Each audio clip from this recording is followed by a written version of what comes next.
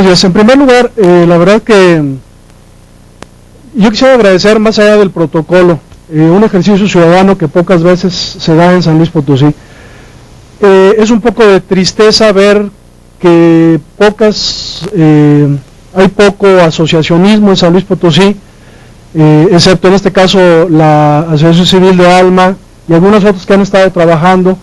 pero la verdad que por algo se empieza y creo que de gotita en gotita se llena el jarrito, pero es muy reconfortante estar en este ejercicio ciudadano que nos permite ver y me permite, con todo respeto, hacerles una propuesta a quienes estamos participando en este proceso, de hasta qué punto estaríamos dispuestos de sumar esfuerzos, generar una sola propuesta de plan de trabajo para entregársela a quien en algún momento dado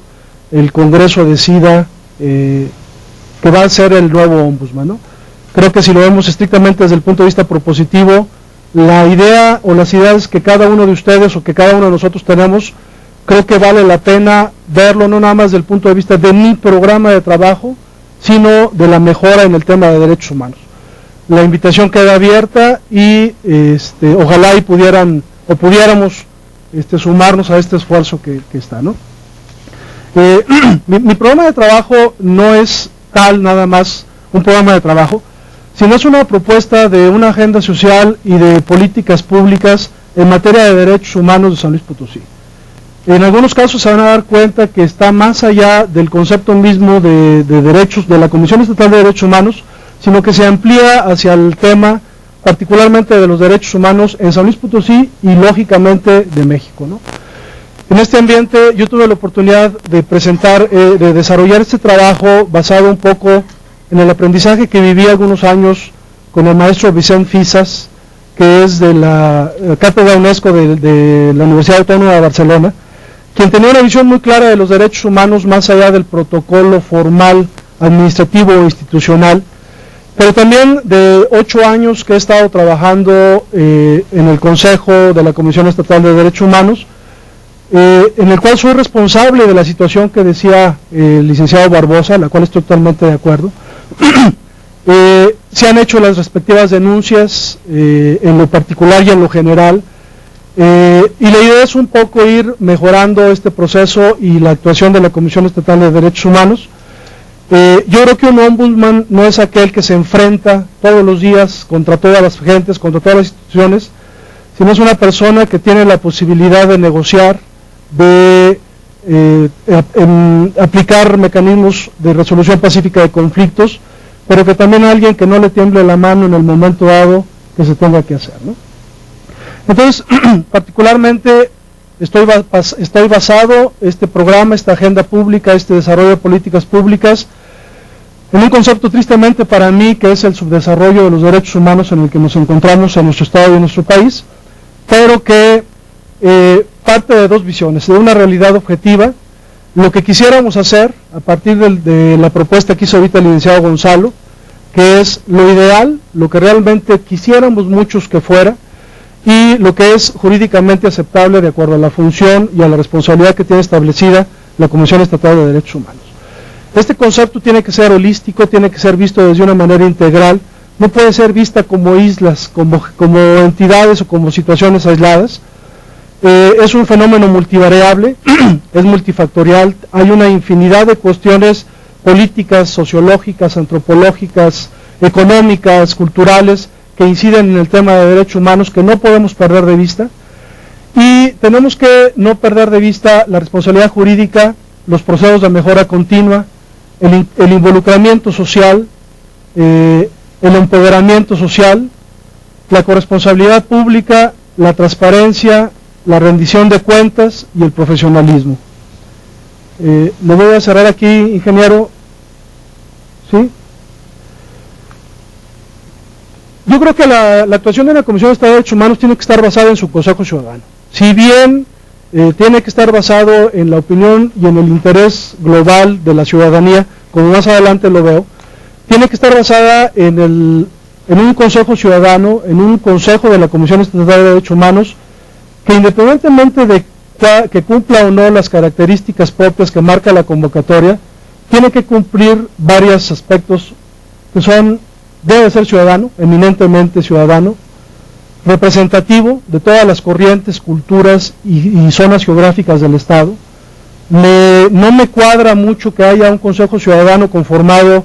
por 7 o 8 personas, 6 o 7 personas de la capital y 1 o 2 personas del interior del Estado.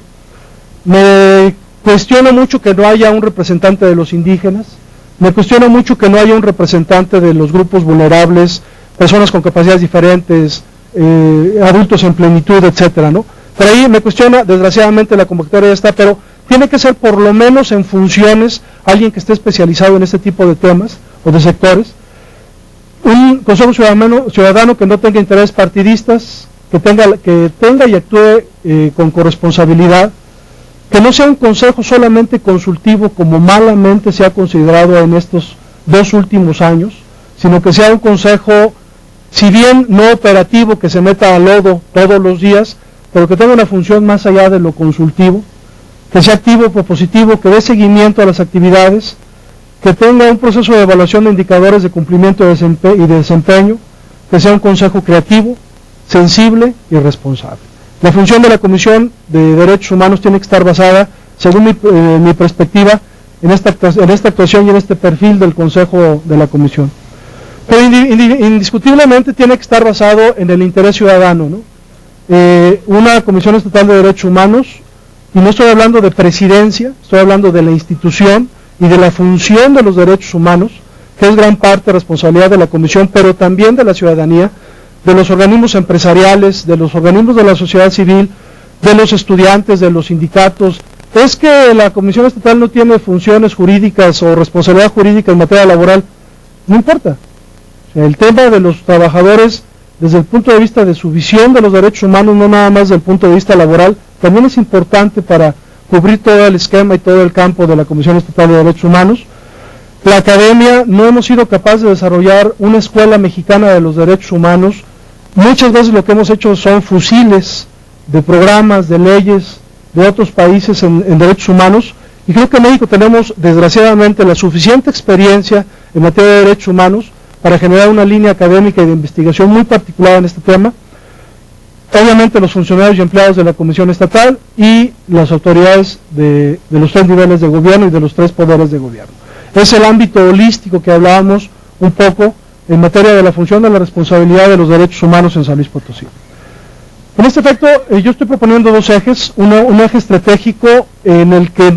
no podemos dejar de hacer lo que estamos haciendo. En función de lo que queremos mejorar, tenemos que seguir lo que la Comisión Estatal de Derechos Humanos tiene que hacer, y esto es un eje estratégico de seguir acompañando en el proceso de respeto y defensa y cumplimiento de todos los derechos humanos que particularmente competen a la Comisión Estatal de Derechos Humanos. Obviamente estos procesos de mejora continua, en estos procesos tienen que irse dando, tienen que irse produciendo, pero no podemos parar la función y las actividades de la Comisión Estatal de Derechos Humanos, nada más porque somos nuevos y queremos empezar a cambiar todo el esquema. Tenemos que seguir dándole el seguimiento, obviamente rompiendo esquemas, y en esto concuerdo completamente con el licenciado Parra, pero tenemos que darle la continuidad para las quejas o denuncias o trabajos que están ahorita en función y que la ley particularmente compete, ¿no? Pero también el eje transversal, que tiene que ver no nada más con género, sino tiene que ver con cuestiones multiculturales, pluriculturales, con cuestiones de VIH-Sida, con cuestiones de igualdad y de equidad de género, que tiene que ver con cuestiones de no violencia de género, que tiene que ver con toda una serie de parámetros que están señalados aquí en la diapositiva, que no nada más regularmente lo tratamos inclusive a veces como programas muy específicos, el programa de indígenas, el programa de VIH, el programa de niños, sino que todos estos ejes deben de ser ejes transversales en todas las actividades de la Comisión, tal y como la maneja Naciones Unidas. Para esto yo propongo básicamente 3 esquemas. Uno, el seguimiento de quejas y denuncias, lo que hemos estado haciendo, simple, pero nada más considerando programas de transparencia y rendición de cuentas, en lo cuales la Comisión Estatal de Derechos Humanos actual ha fallado. Una reingeniería de los procesos, sistemas de organización y administración, y el diseño y la convocatoria del diagnóstico y del Sistema Estatal de Información de Derechos Humanos. Por último, la propuesta es generar un plan estatal de derechos humanos, el análisis y la adecuación de las leyes, reglamentos e instrumentos internacionales en materia de derechos humanos a la legislación y a la reglamentación, a los cuerpos jurídicos locales, particularmente acercándonos al ciudadano de a pie, al ciudadano común y corriente, la adecuación de los bandos de policía y buen gobierno en temas de derechos humanos, el desarrollo de políticas públicas, el sistema estatal de indicadores de cumplimiento de derechos humanos, el sistema estatal de cobertura de los derechos humanos, los mecanismos de medición de eficiencia